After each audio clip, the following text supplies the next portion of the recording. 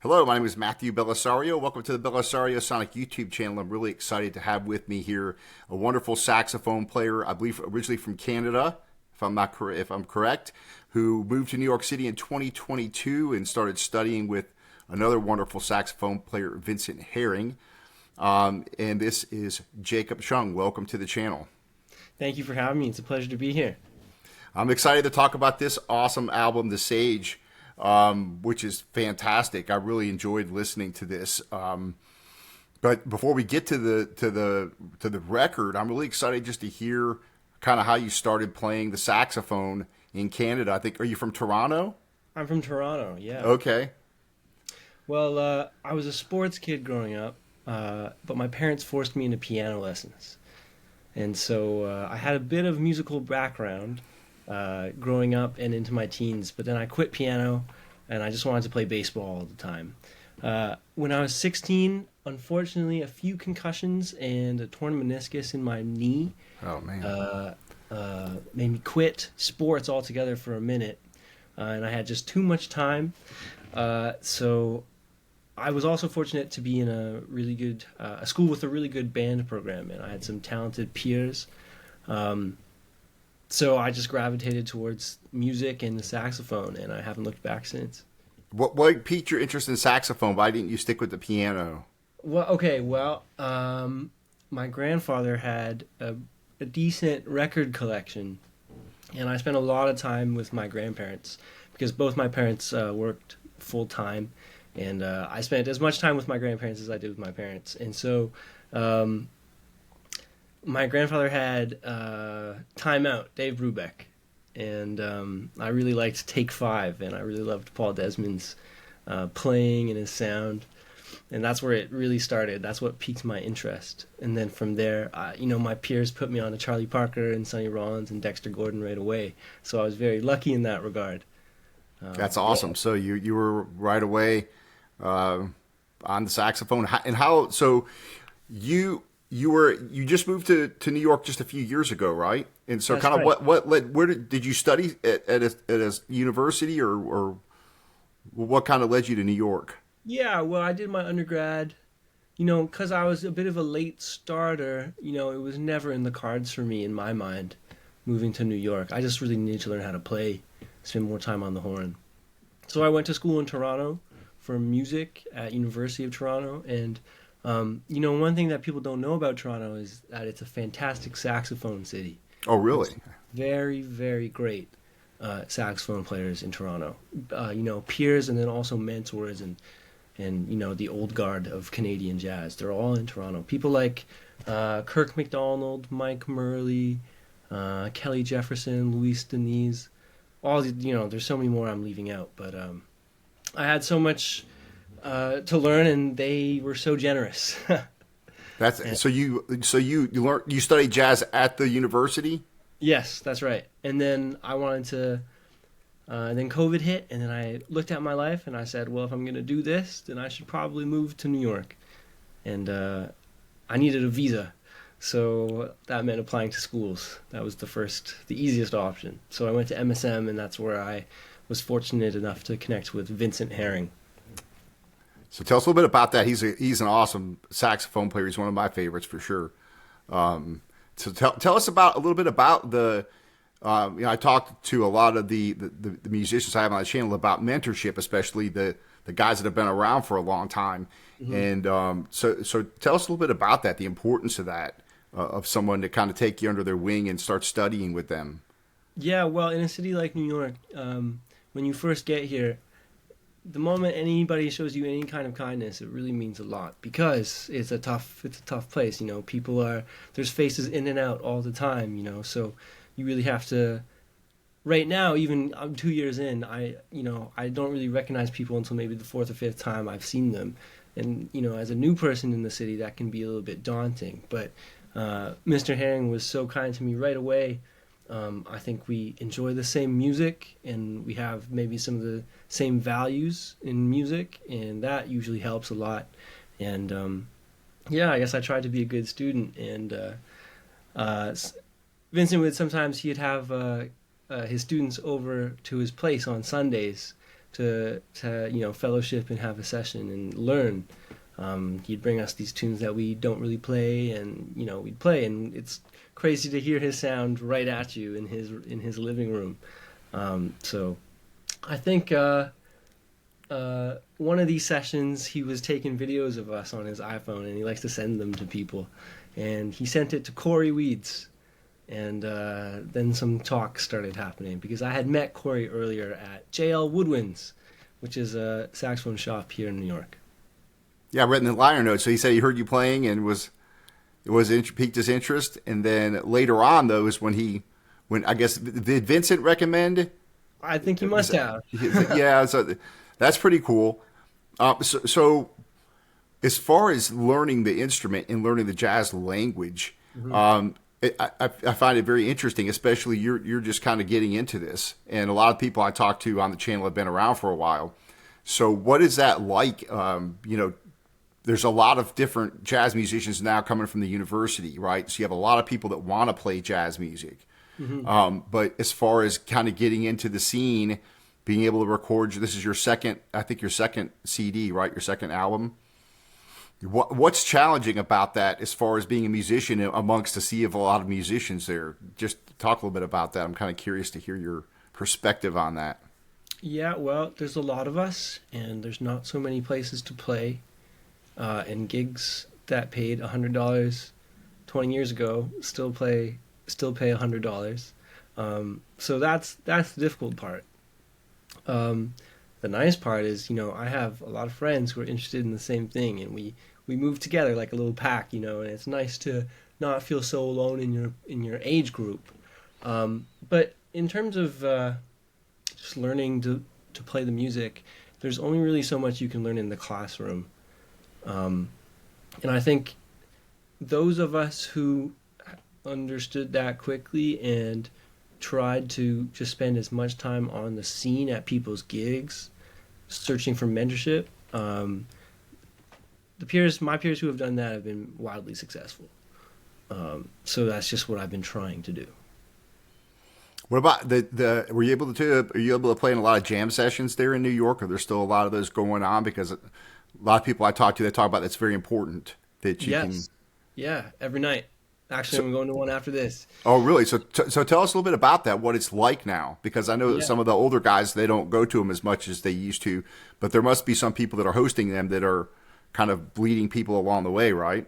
Sure, yeah. I mean, Smalls is still happening, and there's a bunch of, every now and then Cellar Dog turns into a session. And, the scene's changed, and I'm sure all the older musicians will tell you that. And it's going to continue to change. So it's no surprise. Maybe some sessions weren't what they used to be. I wasn't around for Roy Hargrove, but I hear that, when he was down at Smalls, that there was a real respect for the session and the music and the bandstand and the musicians. And it's still good. It's still a good session, especially on a good night.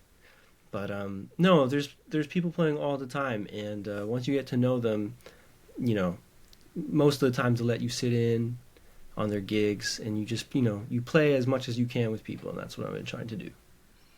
As far as the jam sessions go, are they pretty intense, or do you have people that run them pretty strict? Or I was talking to Eric Alexander, and he was like, some people are kind of don't want to look like they don't know something, so maybe they'll get up there and play when maybe you shouldn't. You don't know the song or something. Do you ever run into that kind of stuff?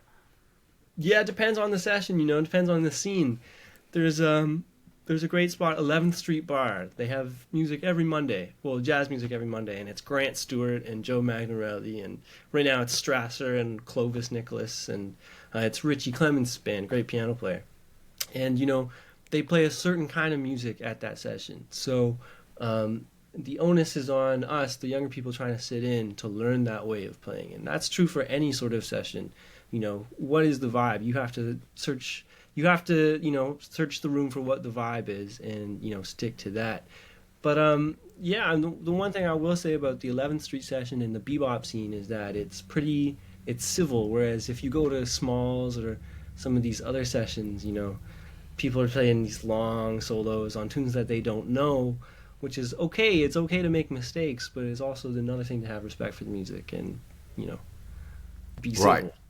Yeah. So that you get up there and don't play forever. Like we have a jam session here in Birmingham, and the guy that hosts it, he's always like, "Man, you don't need to take 3 or 4 courses. He's saying the same thing over and over." He's like, you know, he's like, Yeah, yeah, you yeah. know, a lot of times he'll just take 1 or 2, and that's it. But yeah, I guess that's probably something that some people that do or look for it as a place to just practice versus going in there and knowing the tune, right?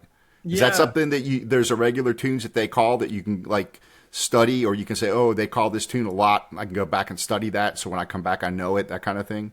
for sure. Actually, that's how I go about learning tunes, you know. Um, Maybe a few years ago, I would go to 11th Street, and my goal would be to know every tune they play, and that rarely ever happened. And then you work over it, and it takes time, and now I get pretty close. And that's the other thing. If you want to play with people, if there's certain people you want to play with, you have to learn their repertoire, and that goes for all of the scenes, the bebop scene, some of the more modern things that are going on, you know. And then that's the other thing is there's no such thing as an obscure tune. It's just what are your friends playing and what are other people playing. So What? So let's talk a little bit about this album though. So this was recorded at GB's Juke Joint, right? And that's yeah, Long Island. So tell us about how Corey, I guess, reached out to you after. Is that kind of how this got rolling and everything? And did you already have an idea of where you wanted to record, or was that all set up through Corey, or how did you decide yeah. all this? Corey set it all up. GB's Juke Joint is a great studio in Long Island City, which is actually much closer than Long Island. It's in Queens, New York. And so that's not too much of a. It's in the city. It's easy to get to. Um, yeah, Corey hit me up. He was like, maybe it's time for another album, and then how could I refuse that? So I knew I wanted to record with my buddies Tyler Henderson and Caleb Tabachman. I went to school with Caleb at Manhattan School of Music, and I met Tyler through Caleb, and they have their own trio. Um, and then I knew I wanted to hear Mr. Herring's sound on my tunes, which is the craziest experience. Even the first time I heard him in rehearsals, um, you know, having somebody like that who's kind of iconic play music that came out of your brain. That's Yeah, it's incredible. what a special feeling. And then I thought about maybe my favorite drum beat. I checked out so many of those Eric Alexander records from the early and mid 2000s, and Farns is on so many of them. What a great So, drummer. Yeah, oh, maybe the best. yeah. I mean, so this is kind of cool. Like I said when I did the review, I was like, this is kind of neat because you've got 3 young guys, and then you've got these two, legends, if you will. They that have been, top guys. So that's a kind of a neat combination on this record for sure. So how did you? These tunes. How long did it take you to write these and come up with these? And how did you do that? Well, most of them are at the time of the recording. Most of them are maybe a year or two old. And that's the thing about recording and putting out music is that sometimes it's like older material that you've been stewing on for a minute, and then once you put it out, it's by the time it gets out and people hear it, it's it's no longer where you are musically. But some of them I wrote in my undergrad back in Toronto, and a lot of the music, a lot of my ideas are influenced about from my life, just people and places and things that have happened. So how was the studio experience? Is this just? It looks like you recorded it in one day. Did you guys Yeah, just go in there and did you guys have a rehearsal beforehand or?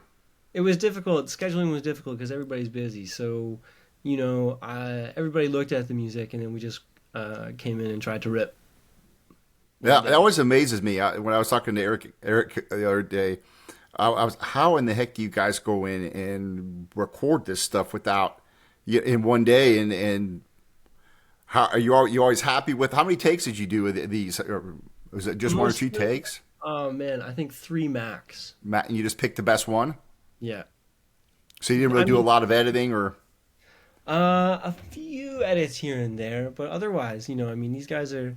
It's Joe Farnsworth and Vincent Herring, pros. They've Yeah, done it a million times, and my music's not so not so out of the box that it's a whole new conception. You know, our job was just to show up and swing. So how was the action? Did you guys do any, like when you were recording this in that studio? Were you in Studio A in that place? Yes. So were you isolated? Did you use any of the booths, or were you guys just in one room? I'm always curious about that. Yeah. So the horns were in the same room as the piano, and the bass was isolated, and the drums were isolated. Okay. So because this is a really nice sounding record. All the tunes on it are great. Tell me about your musical influences when it comes to the saxophone playing. You named a couple of them, but who are the people that you really studied, and were there any specific saxophonists that you transcribed or really focused on their sound that you Yeah. kind of? Well, I mean, I still haven't moved on from Charlie Parker, and I think I won't. It's like a lifelong pursuit. Recently I've been getting into some of his, just trying to find as many live recordings as I can. And so there's Summit Meeting at Birdland, One Night at Birdland, Storyville, Washington concerts. So many great live. St. Nick's. St. Nick's might be my favorite. Charlie Parker live at St. Nick's. So I'm really into the Charlie Parker thing. Sonny Rollins has been huge on me. Let's see who else. Johnny Griffin. I think people don't talk about Johnny Griffin enough. He has maybe one of my favorite, feelings to his eighth notes. Just the way he plays the time. It's like if you put Cannonball Adderley on tenor. Let's see who else. I think those are my big guys. It's hard to do. Of course, Coltrane and and recently Lester Young and Coleman Hawkins. I feel like I've been going back. So you're definitely, you seem to be definitely more into kind of the bebop guys, hard bop guys, right? Those are, what I find interesting. I was talking to a trumpet player here in Birmingham who's been around the scene for a long time, lived up in New York and played with a lot of people, but he was talking about how he thinks that there's not enough jazz players now that actually go back and study the real bebop stuff. And he thinks there's a lot of stuff still on the table because, when you look at the era of bebop, it's pretty brief before it kind of goes towards the hard bop, West Coast, cool stuff, Sure. So is that something that you consciously, I mean, if you're looking at Bird, is that something that you're really looking at kind of getting into and taking different places, that kind of feel? Well, I'm just trying to play the music I like. And that's, I think, all anybody can really try to do. And so I'm just trying to get as deep as possible into the stuff that moves me. And I will say that the older musicians in New York have told me that there's a bit of a tide shift, that there's a lot more younger players now interested in bebop than there was 10 years ago. And even one of my friends, Mason Millard, he told a bunch of us the other day, he's maybe 5 years older than me, that when he first got to New York, there was nobody his age trying to into the same things that he was into. And so maybe supposedly there might be a tide shift happening. I can't verify for myself, but that's what I've been told. And is that something that you're interested in kind of also pursuing, or you just don't really think about it in that terms, or as far as kind of maybe a bebop revival type thing, maybe a new bop or something? I don't know. Maybe, the thing is, bebop never died. It's just a lot of the press and the media always looks at, the new thing, the new shiny thing, right? There's always been somebody playing, great bebop in New York City ever since it started. And so I don't want to call myself part of a revival because it never died. Right. And it'd be presumptuous of me to say that I'm part of this revival when there's so many great older bebop musicians that are still playing and that have learned from the previous generation, and it's still alive. And I'm just trying to play the music I like. Yeah. So tell me some of the, I guess, milestones that you think about as far as like learning things from other musicians on the bandstand, or any kind of things that you come to mind of like, oh, wow, that's something I didn't know, or something that kind of caught your attention. I'm always interested in those Yeah, unique well, experiences, I guess. huh. Well, recently it's been about putting together a really good set, how to organize tunes in a certain way, and trying to develop the maturity to understand that uh, certain tunes serve different functions. And so if you play the same way on every tune, then it loses its function a little bit. You know, where do you put the ballad? Where do you put the burner? Or anything else like that. And then the other thing is just, learning enough repertoire. There's so many tunes out there. And some tunes evoke a certain thing in the audience. They move the people a certain way. So it's just learning that, the little things. Yeah. The when it comes to the scene, I guess so to speak, in New York, how would you describe that as far as just the whole jazz scene? And a lot of people say that there's not as much going on, but you still got the big clubs there, a lot of the famous ones. But how would you describe the scene there as far as like from night to night? Is there something always every night still going on that you can go do? Always every night. It doesn't stop.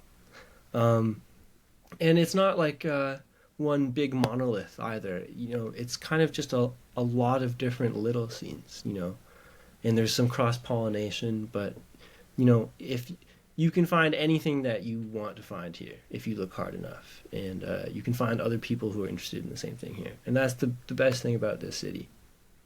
What about gigging? How is that? You enjoy that? Are you able to travel around a lot? How is that? It's been good. It's hard to break in here. I think in the past year I've found some success, and just try my best to be on the scene playing music. It's competitive. There's a lot of musicians and not so many places to play. And I've started traveling in the United States. Recently, Ken Poplawski invited me to play in Oregon at a festival there with him, and that was a great time. And I've played in Philadelphia with Tyler Henderson's band.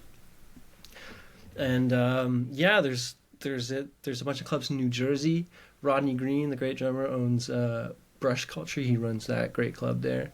I played there a few times. And then, of course, I keep my Canadian contacts alive. So, I go back to Toronto to play every so now and then. And I've been out to the West Coast with You've been to Vancouver out there?